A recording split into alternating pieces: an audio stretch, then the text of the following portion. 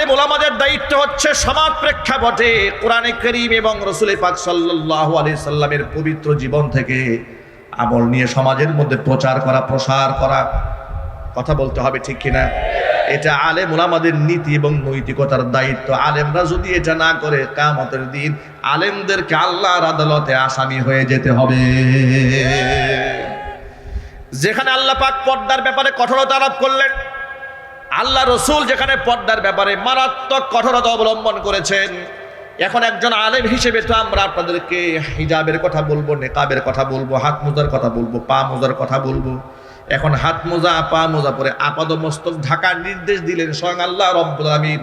আর হাসিনা এটা নিয়ে তামাশা করে বলেছে, জীবন্ত ট্রেন হইয়া ঘুরে বেড়ানোর কোনো মানে নাই। সেমন তাহাজ্জুদ গুজারি ছেলে বিবাহ করায় খ্রিস্টান দিয়া। আওয়াজ নাই, মুখে আওয়াজ নাই। সেমন তাহাজ্জুদ গুজারি ভারতের দাদা বাবুদের কাছে গেলে মন্দিরে গিয়া তিনি প্রতিমার সামনে গিয়া সেখানে গিয়া ফুল দেন। এর মানে তিনি বাংলাদেশে রোজা করেন, হিন্দুস্তানে গিয়া পূজা করেন। কথা বলতে হবে, ঠিক কিনা বলে? তাহলে এর দ্বারা প্রমাণ হয় শেখ হাসিনা ধার্মিক ছিল না, তার চাইতে ধর্ম ব্যবসায়ী ভণ্ড এই জাতির মধ্যে আর কেউ ছিল না। আল্লাহ পাকের কোরআনে কারীমের আয়াতকে সে ব্যঙ্গ করেছে, বিদ্রুপ করেছে। শুধু কি তাই?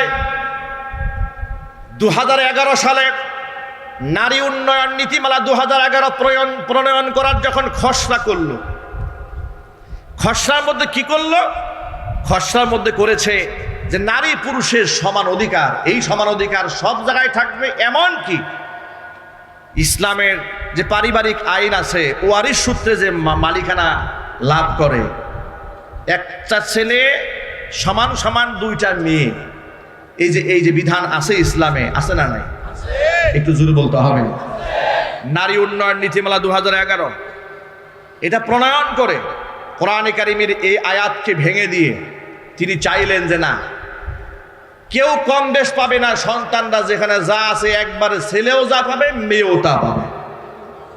নাউজুবিল্লাহ, এত আসতে বলেন কেন? এ কথা বলার পরে তৎকালীন যুগে মুফতি আমিনী রাহমাতুল্লাহি আলাইহি বাংলার সিংহ পুরুষ ছিলেন। তিনি পেট পূজারী আলেম ছিলেন না, ধান্দাবাজ আলেম ছিলেন না। বাংলাদেশে আমরা এমন আলেমদেরকে দেখেছি ইসলামের জন্য, কোরআনের জন্য জেল খাটে, জরিমানা দেয়।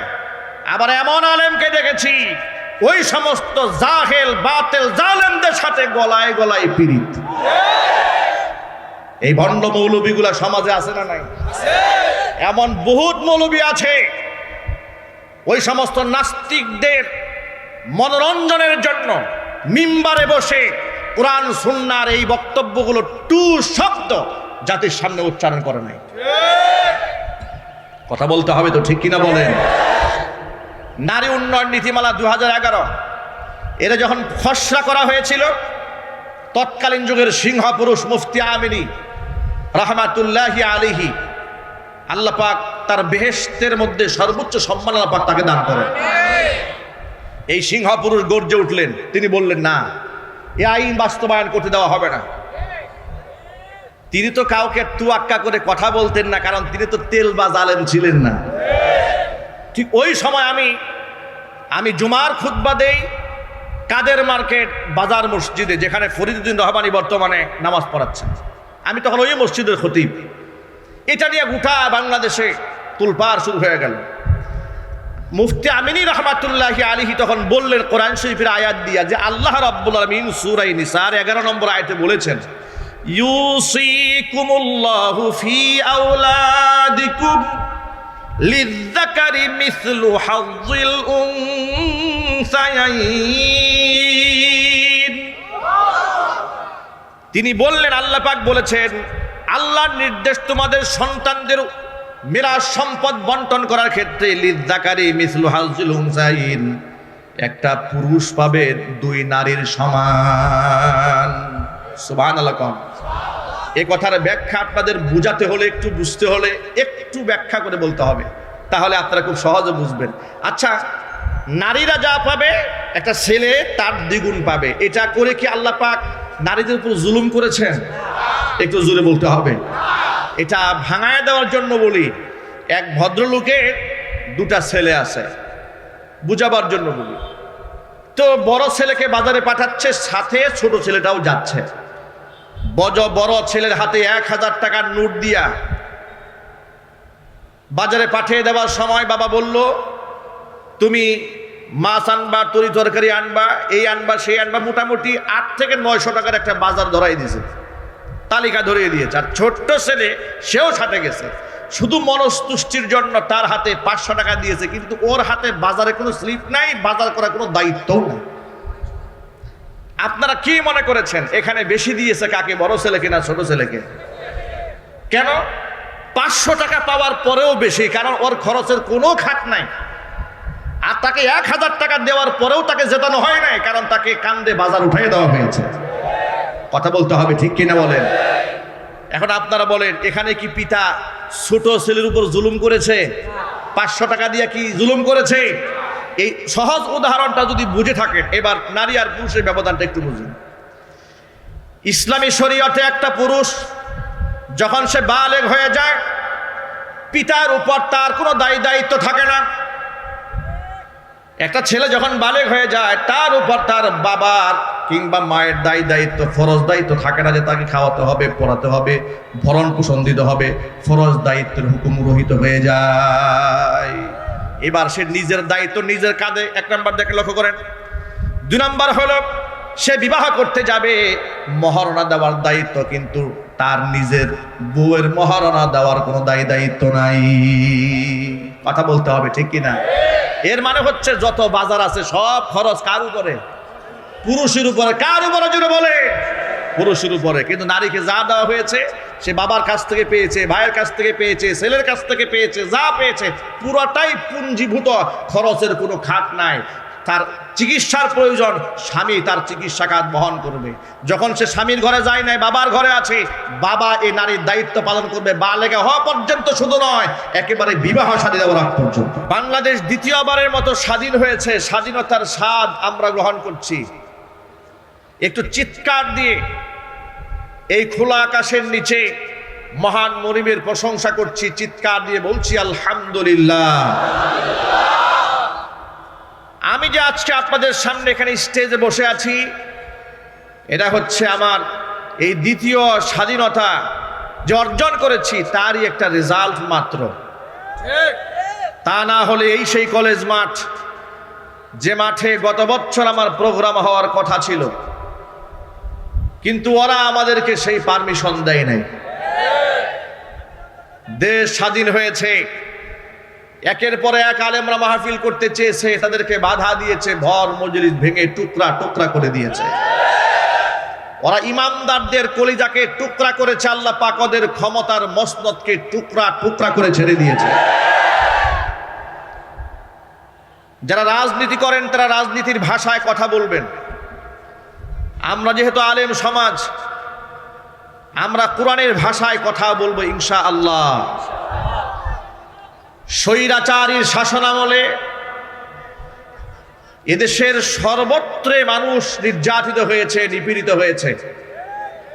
কথা বলতে হবে, ঠিক কিনা? একেবারে আলেম থেকে শুরু করে, শিক্ষক থেকে শুরু করে সকল শ্রেণী পেশার মানুষ তাদের ক্ষমতার লোভে জাটাকলে এমনভাবে এদেশের মানুষ পিষ্ট হয়েছে। কেউ তো শহীদ হয়ে দুনিয়া থেকে বিদায় হয়েছে, কেউ গুম হয়েছে, কেউ খুন হয়েছে, কারো আত্মীয় স্বজন আদৌ জানে না বেঁচে আছেন, তার গার্জিয়ান না মরে গেছে। এই কথাগুলি কি সত্য না অসত্য? এত আস্তে বলেন আপনারা, এই কথাগুলি কি সত্য না অসত্য? এ রাষ্ট্রের মানুষ সবচেয়ে বেশি বৈষম্যের শিকার হয়েছে জালেম শাসক কর্তৃক। যত গোষ্ঠী বৈষম্যের শিকার হয়েছে, তার থেকে সবচেয়ে ভয়ঙ্কর ভাবে শোষিত এবং বৈষম্যের শিকার হয়েছে এই দেশের উলামায়ে কেরাম। স্বৈরাচারী হাসিনা শুধু খুনি ছিল না, শুধু জালেমই ছিল না, চরম পর্যায়ের সেই ইসলাম বিদ্বেষী, কোরআন বিদ্বেষী, আলেম বিদ্বেষী ছিল। আফসোস এবং পরিতাপের সাথে আমাদের বলতে হচ্ছে, এই স্টেজে বসে ওদের ধূসরেরা শুধুমাত্র শেখ হাসিনা আল্লাহর ওলি আর বঙ্গবন্ধু ছিল কোনো একজন নবী, এটা বলা বাদ রেখে বাকি এমন কোনো প্রশংসা নাই যে তারা করে নাই। মসজিদ বানিয়েছে, এই বানিয়েছে, সেই বানিয়েছে, নানা কথা জোরপূর্বক এ জাতিকে গিলাবার চেষ্টা করা হতো। কিন্তু আমি আজকে কোরআন খুলে আপনাদেরকে এমন একটা ইনফরমেশন দেব কোরআনের আয়াত থেকে, আমি সেই আয়াতটাই তিলাওয়াত করেছি আপনাদের সামনে। আমি প্রমাণ করে দেব ইসলামের প্রতি শেখ হাসিনার সবচেয়ে ভয়ঙ্কর ক্ষোভ ছিল। তার এক নাম্বার প্রমাণ লক্ষ্য করেন, দেশ স্বাধীন হওয়ার পর থেকে এই স্বৈরাচারী যতবার ক্ষমতায় এসেছে, সর্বশেষ 16 বছর, এর আগেও ছিল ক্ষমতায়, যতবার এসেছে দাড়িকে তারা অপমান করেছে, টুপিকে তারা অপমান করেছে, হিজাবকে অপমান করেছে। 1996 সালে ক্ষমতা এসে কুত্তার মাথায় তারা টুপি পরিয়ে দিয়েছিল। ইসলাম বিরোধী এখনো কোনো কর্মকাণ্ড নাই যে ওরা করে নাই। ওরা এই দেশের আলেমদেরকে রাষ্ট্রের শত্রু বানিয়েছিল।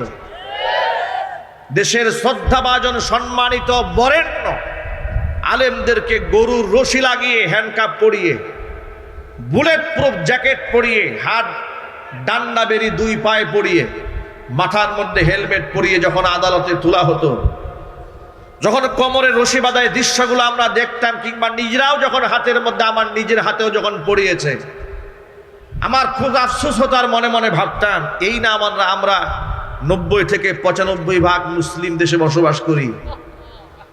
90 থেকে 95% মুসলিম অধ্যুষিত এই বাংলাদেশে সবচেয়ে বেশি নির্যাতিত হয়েছে মুসলমানেরা, চিল্লাই বলতে হবে ঠিক কিনা?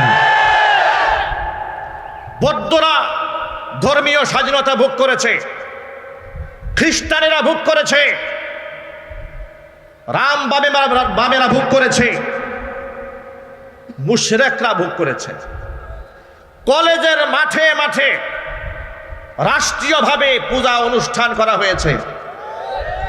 বিশ্ববিদ্যালয়ের ছাত্র এবং ছাত্রীরা যেন বাধ্যতামূলকভাবে পূজা অনুষ্ঠানে থাকে, নোটিশ বোর্ড টানিয়ে দেওয়া হয়েছে।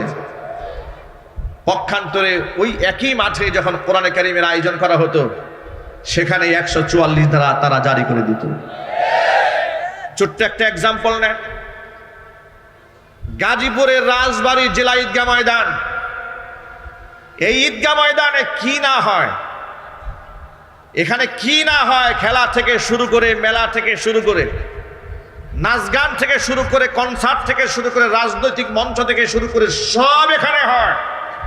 এমনকি আউল বাউল ফাউল ভণ্ডদের প্রোগ্রামও সেখানে হয়। কিন্তু খতমে নবুওয়াত সম্মেলন ওলামায়ে কেরাম করতে চেয়েছিলেন, গোটা গাজীপুরের সমস্ত আলেমরা সিদ্ধান্ত নিয়েছিলেন রাজবাড়ী মাঠে সেটা হবে, কিন্তু সেটা রাজবাড়ীর মাঠে করতে দেওয়া হয় নাই। সর্বশেষ চান্দনা হাই স্কুল মাঠে সেটাকে আনতে হয়েছে। আমি শুধু আপনাদেরকে কয়েকটা এক্সাম্পল দিচ্ছি, তাদের মধ্যে ইসলাম বিদ্বেষ কোন পর্যায়ে ছিল।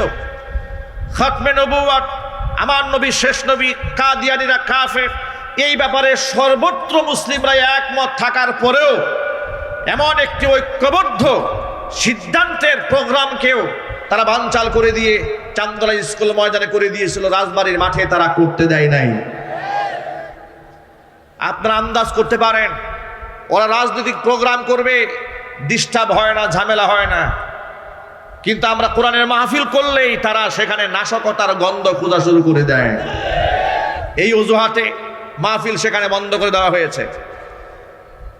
তারা যে কতটা ইসলাম বিদ্বেষী ছিল, আলেমদের প্রতি তাদের কত ক্ষোভ ছিল। দেশের শ্রেষ্ঠ আলেমদেরকে কারাগারে নেওয়ার পরে তাদের পুতুল ধর্মমন্ত্রী জাতীয় সংসদে দাঁড়িয়ে বলেছে, কোনো হক্কানি আলেমকে গ্রেফতার করা হয় নাই, যাদেরকে গ্রেফতার করেছে তারা সব ধর্ম ব্যবসায়ী। চিল্লায় এখন নাউজুবিল্লাহ। এভাবেই ধরাকে সলাজ্ঞান করে ক্ষমতার অপব্যবহার করে জাতির শ্রেষ্ঠ সন্তান আলেমদেরকে ধর্ম ব্যবসায়ী, মৌলবাদ, জঙ্গিবাদ, তালেবান, রাজাকার, আলবদর, আলশাম, রাষ্ট্রদ্রোহী ইত্যাদি বানিয়ে জাতির সামনে সব সময় হেয় প্রতিপন্ন করে রেখে দিয়েছেন। স্বৈরাচারী হাসিনার ব্যাপারে তাদের লেসপেন্সারেরা বলতো যে আশেপাশের লোকেরা একটু খারাপ, কিন্তু হাসিনা খুব তাহাজ্জুদের নামাজ পড়ে। বলতো কিনা বলেন তো, একটু আওয়াজ দেন না আপনারা, নাকি এখনো আপনাদের ভয় আছে? যাদের ভয় আছে মেহেরবানি করে ওঠেন, কথা বলতে হবে, ঠিক কিনা বলেন? আমি তো জেল খাটা লোক, আমি তো 4-5টা মামলার আসামি। কি অপরাধ ছিল আমার? মাহফিল স্টেজ থেকে ধরে নিয়ে যাচ্ছে, জিজ্ঞেস করলাম অপরাধটা কিন্তু বলবেন, কয় কিচ্ছু জানি না, সব উপরের নির্দেশ। পরের দিন আদালতে উঠানো হলো, মামলার ফাইলের মধ্যে লেখা আছে আমার পকেটে নাকি 16টা ককটেল পাইছে। এই হচ্ছে ওদের শাসন ব্যবস্থা, এই হচ্ছে ওদের শাসন ব্যবস্থা। একটা মাত্র এক্সাম্পল দিলাম আপনাদের সামনে। ওরা আমার কোনাবাড়ির কয়েকটা মাহফিল বন্ধ করে দিয়েছে, ওরা আমার কাশিমপুর ফুটবল মাঠের মাহফিল বন্ধ করে দিয়েছে, ওরা আমার কোনাবাড়ি হাই স্কুল মাঠে প্রোগ্রাম বন্ধ করে দিয়েছে, ওরা আমার এনটিকেসির সামনে মাহফিল বন্ধ করে দিয়েছে, ওরা পাম্পের অপোজিটের মাহফিল বন্ধ করে দিয়েছে, শফিপুর আন্দারমানিক মাদ্রাসার মাহফিল একদিন আগে গিয়ে বলে দিয়েছে মাদানী সাহেব যেন স্টেজে উঠতে না পারে। এভাবে আমার সমস্ত মাহফিলগুলো তারা বানচাল করে দিয়েছিল। কেন? আমার অপরাধটা কি? আমার অপরাধ হচ্ছে ওরা যে ইসলাম বিরোধী কর্মকাণ্ড করে কোরআন সুন্নাহ সামনে রেখে ওদের সব গুমর আমি মাহফিলে ফাঁস করে দিই। এই ছিল অপরাধ, কথা বলতে হবে, ঠিক কিনা বলেন? ওরা যে ইসলাম বিরোধী কর্মকাণ্ড করতে, একটা এক্সাম্পল আমি আপনাদেরকে দিই কোরআন থেকে। দেখুন, ওদের ভাষায় তাহাজ্জুদ গুজারি, আমাদের ভাষায় হচ্ছে চরম পর্যায়ে ইসলাম বিদ্বেষী রক্তখেকু একটি মানসিক বিকারগ্রস্ত স্বৈরাচারী জালেম শেখ হাসিনা। এই রক্তখেকু নরপিচাস শাপলা চত্বরে 2013 সালের 5ই মে তার নির্দেশে যখন গণহত্যা চালানো হয়েছিল, হাজার হাজার মানুষকে যখন শহীদ করা হয়েছিল রাতের আধারে, তাহাজ্জুদ গুজারি মাদ্রাসার তালিমুল ইলমদের বুকটাকে বুলেটে দিয়ে ঝাঁঝরা করে দেওয়া হয়েছিল।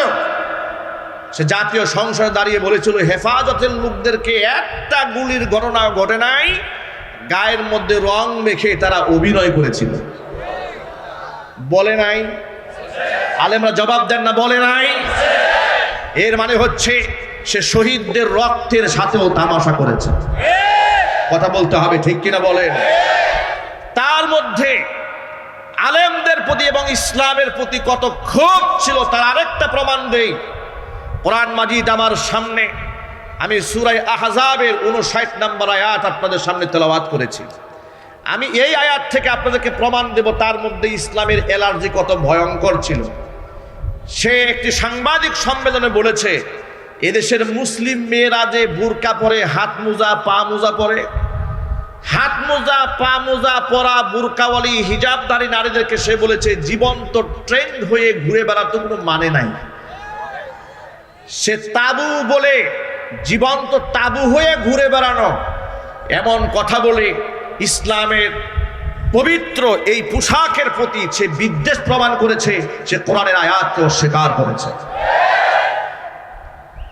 আমি আপনাদের সামনে আল্লাহর কোরআন থেকে প্রমাণ দিতে চাই,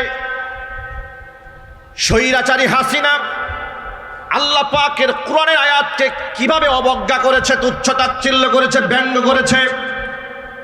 মুফতিনে কিরাম স্টেজে বসা আল্লাহ পাকের কোনো বিধান যদি কেউ অস্বীকার করে, কেউ ঠাট্টা করে, কেউ বিদ্রুপ করে, কেউ তামাশা করে কিংবা হালকা করে দেখে, আল্লাহর কসম করে বলি 14 বার উমরা করলেও মুসলমান থাকবে না, বেঈমান হয়ে যাবে। আল্লাহ রাব্বুল আলামিন কোরআন মাজিদের মধ্যে ঘোষণা করেছেন, আমার নবী, ইয়া আইয়ুহান নাবিয়্যু কুল লিআজওয়াজিকা ওয়া বানাতিকা ওয়া নিসাইল মুমিনিনা ইউদনিনা আলাইহিন্না মিন জালাবিবিহিন যালিকা আদনা আন ইউরাফনা ফালা ইউযাইন ওয়া কানা আল্লাহু গফুরার রহিমা। অনবীজি কুল্লি আজওয়াজিকা, আপনি আপনার স্ত্রীদেরকে বলুন, ওয়া বানাতিকা, আপনার কন্যাদেরকে বলুন, নিসাইল মুমিনিনা, মুমিনা নারীদেরকে বলেন, ইউদিনিনা আলাইহিন্না মিন জালাবিবিহিন্না, প্রয়োজনে যখন তারা ঘরের বাহিরে যাবে তারা যেন জিলবাব দিয়ে তাদের দেহটা আবৃত করে নেয়। জিলবাবের এক বচন, জালাবিবুন বহু বচন। জিলবাব মানে হচ্ছে এমন একটা খিমার, এমন একটা চাদর, এমন একটা ওড়না, যে ওড়না এত বড় একটা কাপড় মাথার উপর দিলে গোটা দেহটা আবৃত হয়ে যায়। আমরা আমাদের ভাষায় যেটাকে বুরকা বলি, নেকাব বলি, আল্লাহ পাক নিজে আবার ঘোষণা দিচ্ছেন। কেন এই কথা বললাম শোনো, যালিকা আদনা আন ইউরাফনা ফালা ইউযাইন, যাতে করে এরা স্বাধীনা মুসলিম রমণী অমুসলিমদের থেকে এই মুসলিম রমণীরা যেন আলাদা হয়ে যায়, আলাদাভাবে তাদের চেনা যায়। এটা হচ্ছে তাদের একটা আইডেন্টিটি। জোরে বলুন সুবহানাল্লাহ। অর্থাৎ বুরকা পরা নারীদেরকে দেখলেই যেন এটা আইডেন্টিফাই করা যায় যে এটা একটা মুসলিম রমণী। এক বাক্যে জবাব দিয়ে বলেন, বুরকা পরা কোনো নারীকে দেখলে কি খ্রিস্টান মনে হয়? একটু জোরে বলতে হবে। হিন্দু মনে হয়, বৌদ্ধ মনে হয়, বোরকার ড্রেসআপটা দেখলেই মনে হয় এটা উম্মতে মুসলমানের শ্রেষ্ঠ একজন উত্তরাধিকারী। কথা বলতে হবে, ঠিক কিনা? আমার প্রিয় যুবক ভাইরা, আল্লাহ রাব্বুল আলামিন আবার ফজিলতের কথা বলছেন। এক নাম্বার ফজিলত হচ্ছে দাসীদের থেকে, অমুসলিম নারীদের থেকে এই নারীদের একটা আইডেন্টিফিকেশন এর দ্বারা চালু হয়ে যাবে, স্বতন্ত্রভাবে মুসলিম নারীদেরকে চেনা যাবে। এটা এক নাম্বার ফজিলত। দুই নাম্বার হচ্ছে যালিকা আদনা আন ইউরাফনা ফালা ইউযাইন, এরপরে তাদেরকে উত্ত্যক্ত করা হবে না, ওদেরকে ডিস্টার্ব দেওয়া হবে না, ওদেরকে ইফটিজিং করা হবে না। সুবহানাল্লাহ, আল্লাহু আকবার বলে। এরা ইফটিজিং এর সম্মুখীন হবে না যদি এই ফর্মুলা সে গ্রহণ করে নেয়। এরপর আল্লাহ পাক বলেন, যালিকা আদনা আন ইউরাফনা ফালা ইউযাইন ওয়া কানা আল্লাহু গফুরার রহিমা, আমি আল্লাহ তাআলা ক্ষমাশীল, অতীব দয়ালু। এর মানে এই বয়ান শোনার আগ পর্যন্ত যে সমস্ত আমার মা বোনেরা বুরকা পরে নাই, নিজেকে আবৃত রাখে নাই, নারী উন্নয়নের নামে, নারী স্বাধীনতার নামে, নারী ক্ষমতায়নের নামে এই সমস্ত জাহেলার মূর্খরা, কাফের বেঈমানদের দালালেরা আমার মা বোনদেরকে ধর্ষিতা বানিয়েছে, লাঞ্ছিতা করেছে, অপমানিত করেছে, সম্মান দিতে পারে নাই। কথা বলতে হবে, ঠিক কিনা বলেন? আশ্চর্যের ব্যাপার দেখেন, যে নিকাবের কথা, বোরকার কথা, হিজাবের কথা হুকুম করলেন স্বয়ং আল্লাহ রাব্বুল আলামিন। এই আয়াতের তাফসিরে ইবনে মাসউদ রাদিয়াল্লাহু তাআলা আনহু বলেছেন, এমন একটা পোশাক এখানে পড়তে হবে। মুফাসসিরিনে কেরাম ভিন্ন ভিন্ন তাফসির করেছেন। নারীরা এমন পোশাক পরে বের হবে, চোখ যেন দুইটা দেখা না যায়, যেন একটা দেখা যায়। সুবহানাল্লাহ। এমন কঠিন কঠিন কথাও মুফাসসিরিনে কেরামরা বলেছেন। একটু আন্দাজ করেন তো আপনারা, তাহলে আপনারা এক বাক্যে জবাব দিয়ে বলেন, একেবারে আপাদমস্তক ঢেকে রাস্তায় বের হওয়ার বিধান হুজুররা দিয়েছেন না আল্লাহ দিয়েছেন? আল্লাহর নাম বলতে কষ্ট হচ্ছে আপনাদের? চিৎকার দিয়ে বলুন না, কে দিয়েছেন জুড়ে বলেন। এবার হিজাব এবং পর্দার আয়াত নাজিল হওয়ার পরে সর্বপ্রথম প্র্যাকটিস আল্লাহর নবী তার পরিবারের মধ্যে কিভাবে করেছেন লক্ষ্য করেন। মুসনাদে আহমদের হাদিসের মধ্যে এসেছে, আল্লাহর হাবিব সাল্লাল্লাহু আলাইহি ওয়াসাল্লামের স্ত্রী উম্মে সালামা রাদিয়াল্লাহু তাআলা আনহা হাদিসের রাবী, তিনি বলেছেন, কুনতু ইনদা রাসূলিল্লাহি সাল্লাল্লাহু আলাইহি ওয়াসাল্লাম ওয়া মাইমুনা, আমি এবং রাসূলের স্ত্রী মাইমুনা, দুইজন স্ত্রী রাসূলের কাছেই ছিলাম। ঠিক এই মুহূর্তে আল্লাহ নবী সাল্লাল্লাহু আলাইহি সাল্লামের অন্ধ সাহাবী আব্দুল্লাহ ইবনে উম্মে মাকতুম রাদিয়াল্লাহু তাআলা আনহু আমাদের সামনে এলেন। ফাদাখালা আলাইহি, হুজুরের সামনে এসে হাজির হয়ে গেলেন। আর এই ঘটনা ঘটেছে পর্দার আয়াত নাজিল হওয়ার পরে। ওয়াযালিকা বা'দা আন আমারনা বিল হিজাব, পর্দার আয়াত নাজিল হওয়ার পরে এমন ঘটনা যখন ঘটলো যে আমরা রাসূলের পাশেই ছিলাম, এমন সময় অন্ধ সাহাবী এসেছে। নবীজি আমাদেরকে ডাক দিয়ে বললেন, ইহতাজিবা মিনহু, ও উম্মে সালামা, ও মাইমুনা, তোমরা এই অন্ধ সাহাবী থেকে পর্দার আড়ালে চলে যাও। সুবহানাল্লাহ বলবেন। দৃষ্টিহীন সাহাবী তিনি এসেছেন, আর আল্লাহ রাসূল বললেন, ইহতাজিবা মিনহু, উম্মে সালামা ও মাইমুনা, দুজনেই তোমরা এই অন্ধ সাহাবী থেকে পর্দার আড়ালে চলে যাও। এই কথা বলার পরে উম্মে সালামা রাদিয়াল্লাহু তাআলা আনহা বলছেন, ইয়া রাসূলুল্লাহ, আলাইসা হুয়া আ'মা লা ইউবসিরুনা ওয়া লা ইয়ারিফুনা, তিনি কি অন্ধ নন? তিনি তো আমাদেরকে দেখবেন না, তিনি তো আমাদেরকে চিনতেও পারবেন না। নবীজি সাল্লাল্লাহু আলাইহি ওয়াসাল্লাম বললেন, সে তো অন্ধ, এটা তো বুঝতে পারলাম। আফা আমিয়া ওয়ানি আনতুমা আলাস্তুমা তুবসিরানি, সে অন্ধ বুঝতে পারলাম, তোমরা দুজনে তো অন্ধ নও, তোমরা তো পরপুরুষকে দেখতে পাবে। আল্লাহু আকবার কি বাড়ি গিয়ে বলবেন? ভাবা যায় পর্দার ব্যাপারে আল্লাহ রাসূল কি পরিমাণ তার পরিবারে কঠোরতা আরোপ করেছেন। অন্ধ সাহাবী, যে সাহাবী রাসূলকেও দেখতে পাচ্ছেন না, বিবিদেরকেও দেখতে পাচ্ছেন না। হুজুর বললেন, ইহতাজিবা মিনহু, স্ত্রীরা বললেন, কেন আমরা পর্দার আড়ালে যাব? সে তো আমাদেরকে দেখবেই না। রাসূল বললেন, আফা আমিয়া ওয়ানি আনতুমা, তোমরা কি অন্ধ নাকি? লা তুবসিরানি, তোমরা দেখতে পাবে না তাকে? আল্লাহু আকবার বলেন। পর্দার ব্যাপারে এক চুল পরিমাণ ছাড় দেন নাই নিজের স্ত্রীদেরকে। আলেমদের দায়িত্ব হচ্ছে আল্লাহর নবীর এই সমস্ত হাদিসগুলো সমাজে প্রচার করা। আলেম ওলামাদের দায়িত্ব হচ্ছে সমাজ প্রেক্ষাপটে কোরআনে কারীম এবং রাসূল পাক সাল্লাল্লাহু আলাইহি সাল্লামের পবিত্র জীবন থেকে আমল নিয়ে সমাজের মধ্যে প্রচার করা, প্রসার করা। কথা বলতে হবে, ঠিক কিনা? এটা আলেম ওলামাদের নীতি এবং নৈতিকতার দায়িত্ব। আলেমরা যদি এটা না করে, কিয়ামতের দিন আলেমদেরকে আল্লাহর আদালতে আসামি হয়ে যেতে হবে। যেখানে আল্লাহ পাক পর্দার ব্যাপারে কঠোরতা আরোপ করলেন, আল্লাহ রাসূল যেখানে পর্দার ব্যাপারে মারাত্মক কঠোরতা অবলম্বন করেছেন, এখন একজন আলেম হিসেবে তো আমরা আপনাদেরকে হিজাবের কথা বলবো, নেকাবের কথা বলবো, হাত মোজার কথা বলবো, পা মোজার কথা বলবো। এখন হাত মোজা, পা মোজা পরে আপাদমস্তক ঢাকার নির্দেশ দিলেন স্বয়ং আল্লাহ রাব্বুল আলামিন। আর হাসিনা এটা নিয়ে তামাশা করে বলেছে, জীবন্ত ট্রেন হইয়া ঘুরে বেড়ানোর কোনো মানে নাই।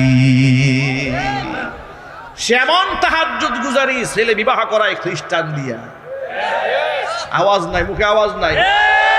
সেমন তাহাজ্জুদ গুজারি ভারতের দাদা বাবুদের কাছে গেলে মন্দিরে গিয়া তিনি প্রতিমার সামনে গিয়া সেখানে গিয়া ফুল দেন। এর মানে তিনি বাংলাদেশে রোজা করেন, হিন্দুস্তানে গিয়া পূজা করেন। কথা বলতে হবে, ঠিক কিনা বলে? তাহলে এর দ্বারা প্রমাণ হয় শেখ হাসিনা ধার্মিক ছিল না, তার চাইতে ধর্ম ব্যবসায়ী ভণ্ড এই জাতির মধ্যে আর কেউ ছিল না। আল্লাহ পাকের কোরআনে কারীমের আয়াতকে সে ব্যঙ্গ করেছে, বিদ্রূপ করেছে। শুধু কি তাই? 2011 সালে নারী উন্নয়ন নীতিমালা 2011 প্রণয়ন করার যখন খসড়া করলো, খসড়ার মধ্যে কি করলো? খসড়ার মধ্যে করেছে যে নারী পুরুষের সমান অধিকার, এই সমান অধিকার সব জায়গায় থাকবে। এমন কি ইসলামের যে পারিবারিক আইন আছে, ওয়ারিশ সূত্রে যে মালিকানা লাভ করে, একটা ছেলে সমান সমান দুইটা মেয়ে, এই যে বিধান আছে ইসলামে, আছে না নাই? একটু জোরে বলতে হবে। নারী উন্নয়ন নীতিমালা 2011 এটা প্রণয়ন করে কোরআনে কারীমের এই আয়াতকে ভেঙে দিয়ে তিনি চাইলেন যে না, কেউ কম বেশ পাবে না, সন্তানরা যেখানে যা আছে একবারে ছেলেও যা পাবে, মেয়েও তা পাবে। নাউজুবিল্লাহ, এত আসতে বলেন কেন? এ কথা বলার পরে তৎকালীন যুগে মুফতি আমিনী রাহমাতুল্লাহি আলাইহি বাংলার সিংহ পুরুষ ছিলেন। তিনি পেট পূজারী আলেম ছিলেন না, ধান্দাবাজ আলেম ছিলেন না। বাংলাদেশে আমরা এমন আলেমদেরকে দেখেছি ইসলামের জন্য, কোরআনের জন্য জেল খাটে, জরিমানা দেয়। আবার এমন আলেমকে দেখেছি ওই সমস্ত জাহেল বাতেল জালেমদের সাথে গলায় গলায় পীড়িত। এই ভণ্ড মৌলবীগুলা সমাজে আছে না নাই? এমন বহুত মৌলবী আছে ওই সমস্ত নাস্তিকদের মনোরঞ্জনের জন্য মিম্বারে বসে কোরআন সুন্নাহর এই বক্তব্যগুলো টু শব্দ জাতির সামনে উচ্চারণ করে নাই। কথা বলতে হবে তো, ঠিক কিনা বলেন?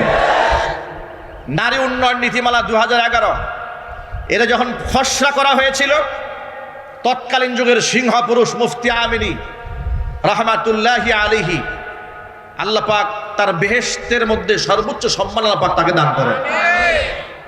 এই সিংহ পুরুষ গর্জে উঠলেন, তিনি বললেন না, এই আইন বাস্তবায়ন করতে দেওয়া হবে না। তিনি তো কাউকে তুয়াক্কা করে কথা বলতেন না, কারণ তিনি তো তেলবাজ আলেম ছিলেন না। ঠিক ওই সময় আমি জুমার খুতবা দেই কাদের মার্কেট বাজার মসজিদে, যেখানে ফরিদউদ্দিন রহমানী বর্তমানে নামাজ পড়াচ্ছেন। আমি তখন ওই মসজিদের খতিব। এটা নিয়ে গোটা বাংলাদেশে তুলপাড় শুরু হয়ে গেল। মুফতি আমিনী রাহমাতুল্লাহি আলাইহি তখন বললেন কোরআন শরীফের আয়াত দিয়া, যে আল্লাহ রাব্বুল আলামিন সূরা নিসার 11 নম্বর আয়াতে বলেছেন, ইউসিকুমুল্লাহু ফি আওলাদিকুম লিযযাকারি মিসলু হাযযিল উনসায়াইন। তিনি বললেন, আল্লাহ পাক বলেছেন, আল্লাহর নির্দেশ তোমাদের সন্তানদের মিরাস সম্পদ বন্টন করার ক্ষেত্রে লিযযাকারি মিসলু হাযযিল উনসায়াইন, একটা পুরুষ পাবে দুই নারীর সমান। সুবহানাল্লাহ। এই কথার ব্যাখ্যা আপনাদের বুঝাতে হলে, একটু বুঝতে হলে একটু ব্যাখ্যা করে বলতে হবে, তাহলে আপনারা খুব সহজে বুঝবেন। আচ্ছা, নারীরা যা পাবে একটা ছেলে তার দ্বিগুণ পাবে, এটা করে কি আল্লাহ পাক নারীদের উপর জুলুম করেছেন? একটু জোরে বলতে হবে। এটা ভাঙায় দেওয়ার জন্য বলি, এক ভদ্রলোকের দুটা ছেলে আছে, বুঝাবার জন্য বলি। তো বড় ছেলেকে বাজারে পাঠাচ্ছে, সাথে ছোট ছেলেটাও যাচ্ছে। বড় ছেলের হাতে 1000 টাকার নোট দিয়া বাজারে পাঠিয়ে দেওয়ার সময় বাবা বলল, তুমি মাছ আনবা, তরি তরকারি আনবা, এই আনবা, সেই আনবা, মোটামুটি 8 থেকে 900 টাকার একটা বাজার ধরাই দিয়েছে, তালিকা ধরিয়ে দিয়েছে। আর ছোট্ট ছেলে সেও সাথে গেছে, শুধু মনস্তুষ্টির জন্য তার হাতে 500 টাকা দিয়েছে, কিন্তু ওর হাতে বাজারে কোনো স্লিপ নাই, বাজার করার কোনো দায়িত্বও নাই। আপনারা কি মনে করেছেন এখানে বেশি দিয়েছে কাকে, বড় ছেলেকে না ছোট ছেলেকে? কেন? 500 টাকা পাওয়ার পরেও বেশি, কারণ ওর খরচের কোনো খাত নাই। আর তাকে 1000 টাকা দেওয়ার পরেও তাকে জেতানো হয় নাই, কারণ তাকে কান্দে বাজার উঠাই দেওয়া হয়েছে। কথা বলতে হবে, ঠিক কিনা বলেন? এখন আপনারা বলেন, এখানে কি পিতা ছোট ছেলের উপর জুলুম করেছে? 500 টাকা দিয়ে কি জুলুম করেছে? এই সহজ উদাহরণটা যদি বুঝে থাকেন, এবার নারী আর পুরুষের ব্যবধানটা একটু বুঝুন। ইসলামী শরীয়তে একটা পুরুষ যখন সে বালেগ হয়ে যায়, পিতার উপর তার কোনো দায়িত্ব থাকে না। একটা ছেলে যখন বালেগ হয়ে যায়, তার উপর তার বাবার কিংবা মায়ের দায়িত্ব, ফরজ দায়িত্ব থাকে না, যে তাকে খাওয়াতে হবে, পড়াতে হবে, ভরণ পোষণ দিতে হবে। ফরজ দায়িত্বের হুকুম রহিত হয়ে যায়। এবার সে নিজের দায়িত্ব নিজের কাঁধে, 1 নম্বর দেখে লক্ষ্য করেন।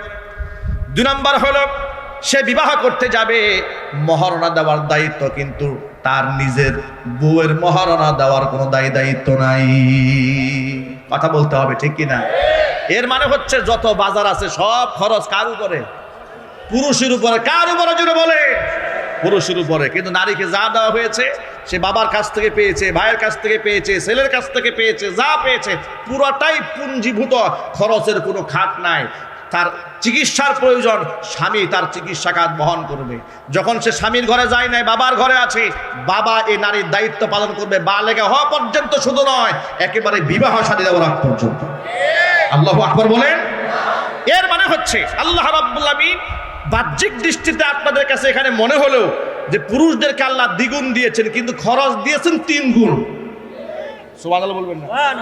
খরচ দিয়েছে কয় গুণ? নারীকে 1 গুণ দিয়ে পুরোটা রিজার্ভ দিয়ে দিয়েছে, সম্মান রক্ষা করা হয়েছে। এত সুন্দর ইনসাফ ভিত্তিক আল্লাহ পাক আইন দেওয়ার পরে সে বলল যে না, এগুলা চলবে না, নারীও যা পাবে পুরুষও তাই পাবে, সকল ক্ষেত্রে নারীরা সমান হয়ে যাবে। প্রিয় ভাইরা, এক বাক্যে জবাব দিয়ে বলেন, নারী আর পুরুষ কি কোনোদিন সমান হতে পারবে? জবাবটাকে ইমানদারের মতো বলেন তো। নারী পুরুষ কি কোনোদিন সমান হতে পারে? নারী পুরুষ কেমনে সমান সমান হবে? পুরুষ আর পুরুষই তো সমান হয় না। বাবা আর ছেলে কোনোদিন সমান হয় না, বলেন। বড় ভাই ছোট ভাই কোনোদিন সমান হয় না। উস্তাদ আর ছাত্র কোনোদিন সমান হয় না। তাহলে পুরুষই তো পুরুষের সমান সমান হতে পারে না, নারী পুরুষ কেমনে সমান হবে? এগুলা ভণ্ডামি স্লোগান। এই সমস্ত কথা বলে বলে তারা বোরকার বিরোধিতা করে, পর্দার বিরোধিতা করে, সমান অধিকারের নামে নারীদেরকে দাসী বাদী বানায়া রাখতে চায়। প্রমাণ লক্ষ্য করেন। তাহলে এই আয়াত সরাসরি আল্লাহ পাক বিধান দেওয়ার পরে যখন তারা নারী পুরুষের সমান অধিকার বানাতে চেয়েছিল 2011 সালে, মুফতি আমিনী রহমাতুল্লাহি আলাইহি যখন প্রতিবাদ জানালেন, মুফতি আমিনী রহমাতুল্লাহি আলাইহির বক্তব্যকে ব্যঙ্গ করে তৎকালীন যুগের স্বৈরা শাসক হাসিনা বলেছিল, কোরআন শরীফের সূরা নিসার আয়াত কি শুধু মুফতি আমিনী একাই পড়ে, আমরা পড়ি না? এই কথাগুলো ইতিহাসের পাতা থেকে আপনারা নিয়ে যাবেন। নতুন প্রজন্মের লোকেরা, আপনারা তো অনেকে ইতিহাস জানেন না, এই জন্য রেকর্ডগুলো আপনাদেরকে শোনানো দরকার। আমি কেন আমাকে ছাড়তে হয়েছিল কাদের মার্কেট, বাজার, মসজিদ, ইতিহাস এখান থেকে পেয়ে যাবেন। আমি আমার জুমার খুতবার মধ্যে বলে দিয়েছিলাম, জুমার মিম্বার থেকে মুফতি আমিনীর কোরআন পড়া আর শেখ হাসিনার কোরআন পড়া সমান হতে পারে না। কথা বলতে হবে যুবকেরা, ঠিক কিনা বলবেন? আমার এই খুতবা দেওয়ার পরে দায়িত্বশীল ওদের লেসপন্সারেরা বলল, হুজুর রাজনীতির কথা বলেছে। আমি বললাম, আমি রাজনীতি করি নাই, আমি আল্লাহর কোরআন থেকে বলেছি যে তারা যে সমান অধিকারের নামে ইসলাম বিরোধী কর্মকাণ্ড করতে চায়, এটা সম্পূর্ণ ইসলাম বিরোধী। এটা কোনো আলেমরা মানবে না, কোনো মুসলমান এটা মানতে পারে না। সর্বশেষ চাপের মুখে আমাকে কাদের মার্কেট, বাজার, মসজিদ ছাড়তে হলো। সেখান থেকে আমি চলে আসলাম। এরপরে পল্লীবিদ্য জামে মসজিদ বাইতুল মামুর 3 বছর জুমার খুতবা দিলাম। হাজার হাজার লোক গিয়ে সেখানে ভিড় জমায়, একেবারে পুলিশ প্রশাসন পাঠায় দিল।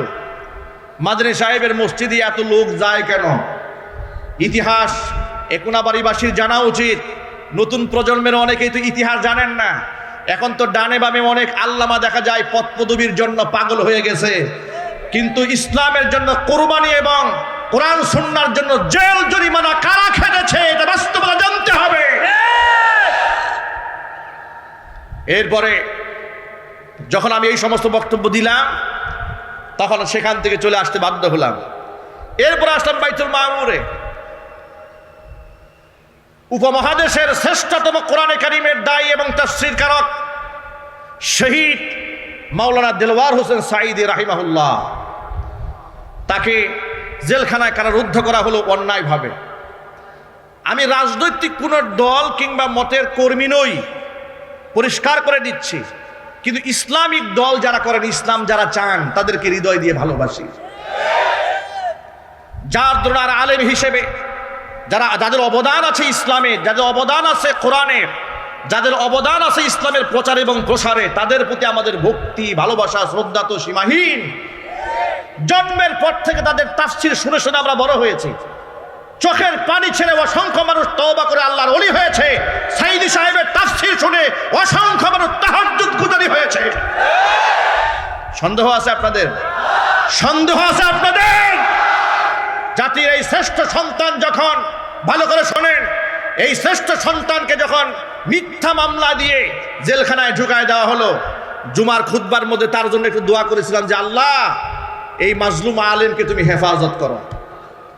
কেন দোয়া করলাম সাঈদী সাহেবের জন্য? আমি গেলাম মানিকগঞ্জ মাহফিলে, আমার নামে কোনাবাড়ি থানায় মামলা হয়ে গেল। কোনাবাড়িতে আমি গাড়ি পুরাইছি, আমার নামে মিছিল হলো কোনাবাড়িতে, মাদানির চামড়া তুলে নেব আমরা। আজকে সেই সমস্ত কুলাঙ্গারদেরকে দেখতে চায়। আলেমদের চামড়া নিয়ে যারা তামাশা করতে চাও, তামার তাকায় দেখো বাংলার জমিনের দিকে, তোমাদের চামড়া তুলে নেবার লোকের অভাব নাই, কথা বলতে হবে।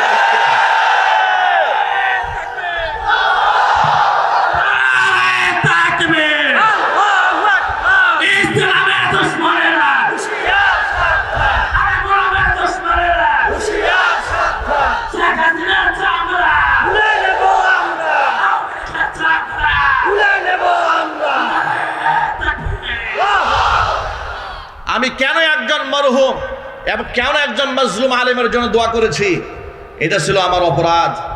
এই ভর মজলিসে আলেমদের সামনে দিয়ে সাক্ষ্য রেখে বলছি, রাজনৈতিক দলের নেতা কিংবা কর্মী আমি ছিলাম না, আজও নই, কিন্তু ইসলামিক দল যারা করে হৃদয় দিয়ে ভালোবাসি, হিতাকাঙ্ক্ষী তাদের। কারণ আমরাও চাই এদেশে ইসলাম দিয়ে সংসদ চলুক, বিচার ফয়সালা কোরআন দিয়ে হোক। এটা আপনারা চান না? কারা কারা চান? দুহাত দেখতে চায়।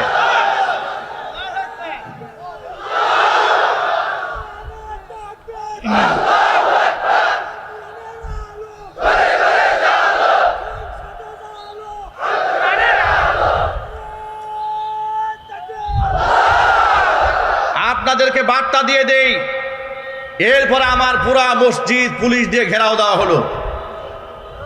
আমাকে মসজিদের এখানে অনেক প্রেজেন্ট মুসল্লি আছেন যারা সেদিন ছিলেন, স্টেজে অনেক আলেম ওলামারা আছেন, সেই মসজিদ কমিটির সদস্যরাও এখানে আছেন। এরপরে সেখানে বলা হলো যা মাদানী সাহেবকে বাহিরে আসতে বলেন। মুসল্লিরা বলল, কেন বাহিরে যাবেন?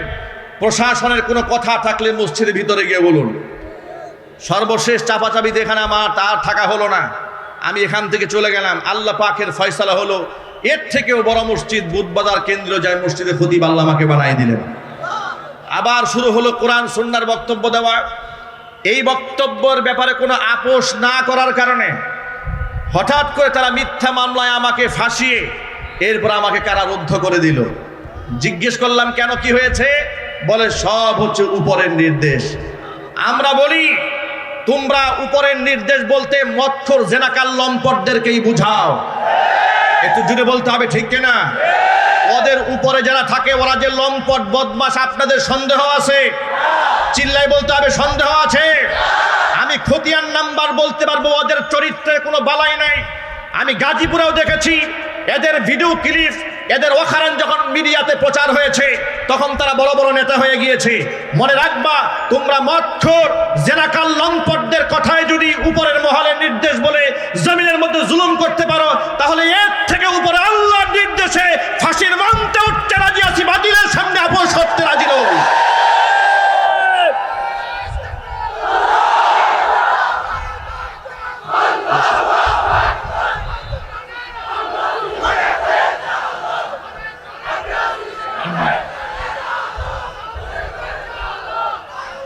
শোনেন শোনেন, ঠান্ডা হন। এমন ইতিহাস আমরা যদি বলা শুরু করি, এটা তো আমি একটা ছোটখাটো মাজলুম, আমার চেয়ে এই যে বড় মাজলুম এসে হাজির হয়ে যাচ্ছে। আল্লামা খালেদ সাইফুল্লাহ আইয়ুবী হাফিজাহুল্লাহ, আল্লাহ পাক তার নেক হায়াত দারাজ করেন, চিৎকার দিয়ে এখন আল্লাহুম্মা আমিন। তিনি ইতোমধ্যে মাহফিল মঞ্চে এসে উপস্থিত হয়েছেন। তাকেও বছরের পর বছর, মাসের পর মাস তাকে কারারুদ্ধ করে রাখা হয়েছে। একেবারে হাত ভেঙেছে, হাতের মধ্যে রড ঢোকানো, সেখানে পুষ পর্যন্ত বের হয়ে গেছে কারাগারে, এরপরেও জামিন দেওয়া হয় নাই। এইভাবে আলেমদের উপর নির্যাতন চালানো হয়েছে একের পর এক। এই বসেন। সুতরাং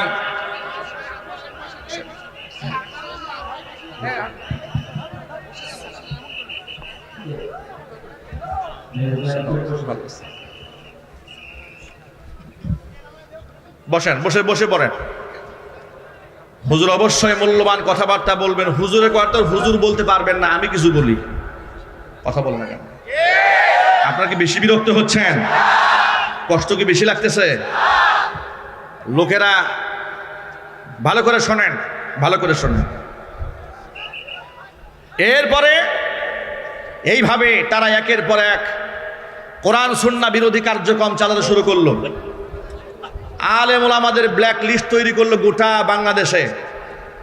নাস্তিকদের মাধ্যমে আলেমদের ব্ল্যাক লিস্ট তৈরি করলো। দেশের শীর্ষস্থানীয় 116 জন স্বনামধন্য আলেমদের নামে তালিকা তৈরি করলো সাবেক বিচারপতি কালা মানিকের মাধ্যমে।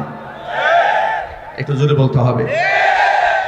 বিচারপতি কালা মানিকের মাধ্যমে আলেমদের নামের তালিকা বানিয়ে দুদকে জমা দেওয়া হলো। যেই সমস্ত আলেমদের সম্পদ খতায়ে দেওয়া হোক, দেখা হোক। আচ্ছা প্রিয় ভাইরা, আপনারা এক বাক্যে বলেন, আলেমরা এত নির্যাতিত, নিপীড়িত, মাজলুম এই মাটিতে হয়েছে, আলেমরা কি দেশ ছেড়ে পালিয়ে গেছে? আর একটু জোরে বলতে হবে। দেশ ছাড়া পালিয়ে গেছে। কারণ আলেমরা দেশকে ভালোবাসে, আলেমরা ইমানদার, তাদের মধ্যে সৎ সাহস আছে যে আমাদের তদন্ত করলে বেশি দূর তোমরা যেতে পারবা না। কিন্তু ওরা কেন পালিয়েছে জানেন? ওরা এই জন্য পালাচ্ছে, ওরা জানে ওরা এক একজনে এই পরিমাণ অপরাধ করেছে। আমি কিছুদিন আগে ফেসবুকে এক স্ট্যাটাসে বলেছি যে এই স্বৈরাচারী হাসিনা যে অপরাধ করেছে, যে পরিমাণ পাপ সে করেছে এবং তার সহযোগীরা করেছে, পৃথিবীর সমস্ত বিচারক এবং সমস্ত আদালত মিলেও যদি তার সেই পাপের প্রায়শ্চিত্ত দেওয়ার জন্য সবচেয়ে কঠিন রায় মৃত্যুদণ্ডও দেয়, সেই মৃত্যুদণ্ডও হবে হাসিনার কৃত অপরাধের তুলনায় একেবারে হালকা শাস্তি। আমি কি ভুল বলেছি? আরো জোরে বলেন। পৃথিবীর সব বিচারকরা মিলে যদি শেখ হাসিনা তাকে যদি একেবারে ইনসাফপূর্ণ একটা রায়ও দেয়, একবারে সঠিক বিচার করাও যদিও করে, একেবারে মৃত্যুদণ্ডও যদি দিয়ে দেয়, ওর যে পাপ করেছে সেই পাপের প্রায়শ্চিত্ত হবে না। কেন হবে না আপনাদেরকে সহজে বুঝাই বলি। আচ্ছা, একটা মানুষ হত্যা করলে আপনি তারে হত্যা করলেন, সমান সমান হয়ে গেল। শেখ হাসিনা কি একটা মানুষ মেরেছে? একটু জোরে বলতে হবে। তাহলে এই হাজার মানুষ মারার বিনিময়ে একটা জান আপনি হাসিনা নিলেন, তো আপনার কেমনে ইনসাফ হইল? গেল একটা। আয়না ঘরে রেখে ফেরাউন এবং নমরুদ যা করে না, এই শেখ হাসিনা তা করেছে। মানুষ কেমন পাশবিক নির্যাতন করেছে। এক একজনের বক্তব্য শুনলে, যাদের সাথে রক্তের কোনো কানেকশন নাই, শুধু কথা শুনলে চোখ থেকে অঝরে পানি ঝরতে থাকে। আয়না ঘরে রেখে লা ইয়ামুতু ওয়া লা ইয়াহইয়া, জাহান্নামের মতো না, এরা না বাঁচবে না মরবে। এদেরকে মারাও হয় না, বাঁচিয়েও রাখা হয় না, এমন নিদারুণ কষ্ট দিয়েছে। এই পাপের শাস্তি আপনি কেমনে দেবেন? যে ইলিয়াস আলীর কথা আপনারা শুনেছেন, গুম করেছে, খুন করেছে, সেই ব্যক্তির আত্মীয় স্বজনকে দেখে আবার তার স্ত্রীর সাথে গলায় গলি ধরে কান্নাকাটি করে। এত বড় অভিনেত্রী গোটা জাতির সাথে সারা জীবন তসবিহ নিয়ে হিজাব পরেছে, তামাশা করেছে, নাটক করেছে। কোরআন কারীমের ময়দানগুলোকে তারা কলঙ্কিত করে ছেড়ে দিয়েছিল। একে জামাত, একে শিবির, এ তালেবান, এ জঙ্গি, এ রাজাকার, এ আলবদর, এক একজনকে শায়েস্তা করার জন্য এক একটা হাতিয়ার তারা গ্রহণ করেছিল। আল্লাহ পাকের লানত ওদের উপরে এমন ভাবে বর্ষিত হয়েছে, মরহুম সাইদি রাহিমাহুল্লাহর সেই কথাটাই মনে পড়ে, সময় আসবে এমন ইঁদুরের গর্ত পাবে না পালাবার জন্য। তাই হয়েছে, ওরা ইঁদুরের গর্ত পায় নাই পালাবার জন্য। কথা বলে মুসলমান, ঠিক কিনা বলে? সুতরাং আপনাদেরকে অভয় দিয়ে বলি, কোরআনের ময়দান আল্লাহ পাক আমাদের জন্য ওপেন করেছেন। যতদিন এই পৃথিবী থাকবে, জমিন থাকবে, কোরআনের ময়দান উন্মুক্ত থাকবে, ইনশাল্লাহ বলেন।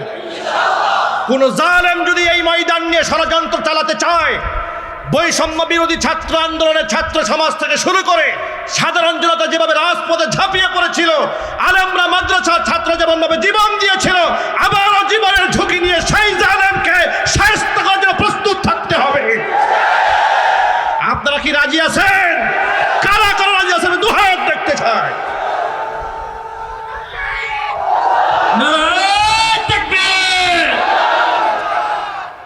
প্রিয় ভাইয়েরা, আগামীর বাংলাদেশ ইসলামের দিকে যাচ্ছে ইনশাল্লাহ। আপনাদেরকে ছোট্ট একটা আভাস দেই, আমরা মাঠে ময়দানের লোক, মানুষের চোখের ভাষা আলহামদুলিল্লাহ আমরা বুঝি। মানুষ মুখে না বললেও তাদের কথা আমরা মোটামুটি আন্দাজ করতে পারি। টেকনাফ থেকে তেতুলিয়া, রূপসা থেকে পাথুরিয়া পর্যন্ত দৌড়ে এদেশের মানুষের হৃদয়ের ভাষা যতটুকু বুঝতে সক্ষম হয়েছি, তারা এই দেশে আর কোনো তন্ত্র মন্ত্র দেখতে চাচ্ছে না।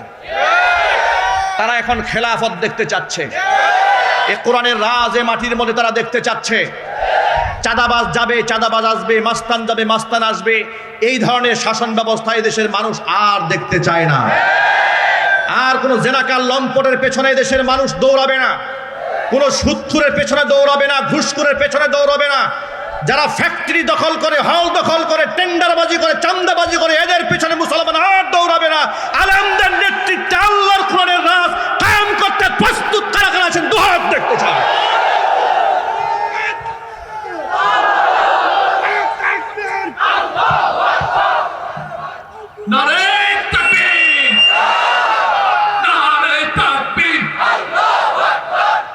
আল্লাহ রাব্বুল আলামিন ঐক্যবদ্ধ হয়ে গোটা জাতিকে কোরআন সুন্নাহ রাজ কায়েমের প্রস্তুতি গ্রহণ করার তৌফিক দান করুন। যে কথাগুলো বাকি আছে ইনশাআল্লাহ পরবর্তী কোনো এক প্রোগ্রাম করব ইনশাআল্লাহ। ওমা তাওফীকি ইল্লা বিল্লাহ আলাইহি তাওয়াক্কালতু ওয়া ইলাইহি উনীব। সুবহানাকা লা ইলমা লানা ইল্লা মা আল্লামতানা ইন্নাকা আনতাল আলিমুল হাকিম। এতক্ষণ পর্যন্ত যে কথাগুলো বলেছি সবার আগে আল্লাহ তাআলা আমাকে, এরপরে আমার ভাইদেরকে, আমার মা বোনদেরকে সকলকে আমল করার তৌফিক দান করুন। হুজুর এখন কথা বলবেন, পরিবেশ দূষিত করবেন না, উঠা বসা করবেন না, ডান বামও কেউ তাকাবেন না, একবারে বা আজমত বা মোহাব্বত জমে বসে থাকবেন ইনশাআল্লাহ। আল্লাহ পাক হুজুরের সেহাতে বারাকা দান করুন। হুজুরের বক্তৃতার মাধ্যমে একবারে মরে যাওয়া আত্মা জীবিত হয়ে যায়। আল্লাহ রাব্বুল আলামিন হুজুরের নেক হায়াত দারাজ করুন। আল্লাহ রাব্বুল আলামিন তার খিদমাতের ওয়াসাআতকে বৃদ্ধি করে দিন। সকলের চিৎকার দিয়ে এখন আল্লাহুম্মা আমিন। ওয়া আখিরু দাওয়ানা আনিল হামদুলিল্লাহি রাব্বিল আলামিন। আসসালামু আলাইকুম ওয়া রাহমাতুল্লাহি ওয়া বারাকাতুহু।